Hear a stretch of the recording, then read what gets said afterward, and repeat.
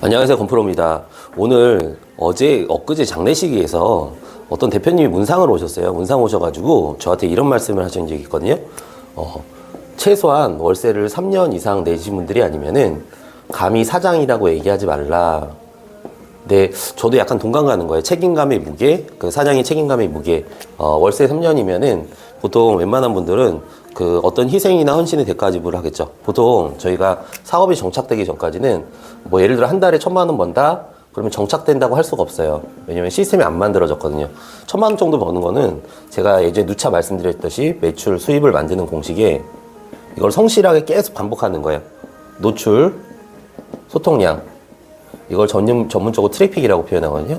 트래픽 곱하기 구매 전환율 곱하기 객단가. 이거를 계속 반복을 하고 올릴 거를 고민하셔야 돼요. 그 객단가가 올라가는 거는 예를 들어서 개입 상품을 넣어가지고 뭐 향후에 뭐 몇십만 원짜리에서 몇백만 원짜리 혹은 몇십만 원짜리에서 월정액 상품 그렇게 해서 누차 이걸 반복하는 거고, 반복하셨을 때 이게 빠르시면은 3년 보통 1, 2년 차에 해가지고 어느 정도 안정이 되면은 3천에서 5천만 원 정도의 수입이 형성이 됩니다. 이 정도 되면은 어느 정도 시스템이 형성된 거예요. 근데 이게 계속 될까요? 제가 예전에 재작년 정도에 이 정도 소득이 나왔던 것 같아요. 근데 이게 계속 안장이 될까요? 아이템의 변화가 있어가지고 보통 아이템 트렌드의 변해서 이게 그 시장의 변동성이 있어가지고 이렇게 그런 경우도 있거든요. 예를 들어서 첫 번째가 대표이사의 경력이나 학력, 그 유명세 혹은 내가 경력인 한 명이 없다 유명세 곱하기 트래픽 곱하기 현금 흐름 곱하기 사회적 가치 곱하기 아이템 성장률. 아이템이 성장률이 있는데 경쟁업체에 뒤져버렸네요. 그러면은 이 시스템이 어느 정도 형성됐는데 이게 처음부터 다시 돌아가야 되는 거죠. 그리고 나 3천 정도 5천 정도 번다 그러면은 이 시스템에서 자산의 가치로 돌리셔야 돼요. 자산. 실제로 내가 1,000만 원 정도밖에 안 버는데 이걸 몇 년 벌었다고 뭐 외제차를 산다거나 슈퍼카를 산다거나 이런 케이스는 별로 좋은 케이스가 아니거든요. 저도 물론 이런 케이스이긴 한데요. 이렇게 했을 때는 실제로 그 돈 버는 건 소리 소문 없이 벌으라는 얘기가 있죠.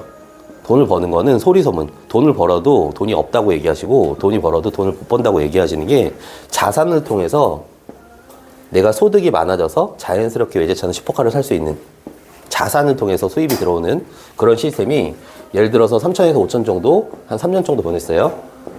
그 다음에 한 1억 정도의 소득을 만들어요. 그러면 시스템이 완성이 됐죠. 그때는 객단가가 높은 상품이나 혹은 월정액 상품 그게 시스템이 형성이 됐다고 생각하시면 되세요. 내가 한 달에 1,000만 원밖에 못 버는데 내가 슈퍼카 외제차를 산다거나 이런 케이스는 골로 가는 케이스예요. 엄밀히 말하면 이때는 누차 반복하셔가지고 성실성 있게 하시는 거를 반복하시는 게 좋아요. 그게 시스템이 형성이 되면은 한 3천에서 5천 정도 이때는 돈을 번다고 느끼실 거예요. 그때 돈을 벌면은 시간적인 안배를 잘 하시고 그리고 나서 돈을 모아서 자산에 투자하십시오.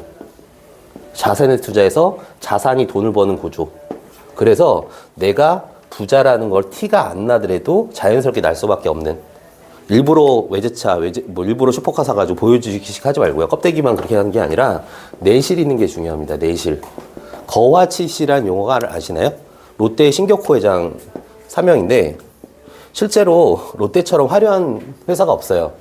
보통 롯데 시그니엘 타워 뭐 그런 데 가면 1층 명품 매장 있죠. 보통 화장품 OEM 하면은 보통 브랜드까지 입혀가지고 몇백만 원 하잖아요. 뭐 샤넬 뭐 그런 것도. 근데 실제로 만들 때는 몇십만 원, 몇만 원 정도밖에 안 돼요. 그게 찐부자로 가는, 예를 들어서 3천에서 5천 정도면은 그 다음부터는 저처럼 저도 그런 것 같아요. 그러니까 명품으로 시장을 하게 되는 것 같아요. 뭐 위아래로 명품을 시장을 하고 그 다음에 근데 실제 더 부자가 됐다. 그러면 이게 무의미하겠죠. 오히려 명품하는 게 촌스러워 보이고 오히려 내실이 없다 보이는 그런 케이스가 맞이하게 됩니다.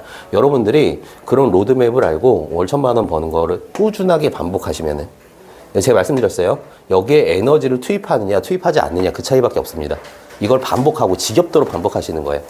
그리고 1,000만 원 넘어가는 3,000만 원, 5,000만 원 이때는 시스템이 안착이 되신 거예요.